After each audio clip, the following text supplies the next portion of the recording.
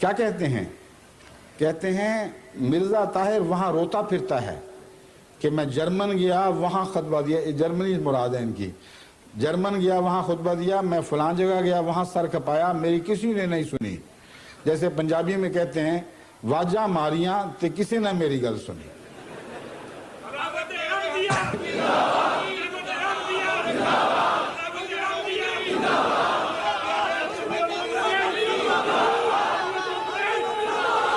मैं इन बदबख्त मुल्लाओं को बताता हूं कि जर्मन अहमदियों का इखलास खुदा की कसम ऐसा है कि अगर आज मैं कहूं कि खुदा तुम्हें अपनी जानों की कुर्बानियों के लिए बुलाता है तो सारे बकरियों की तरह ज़िबा हो जाएंगे और एक भी उसके बाद में आएगा।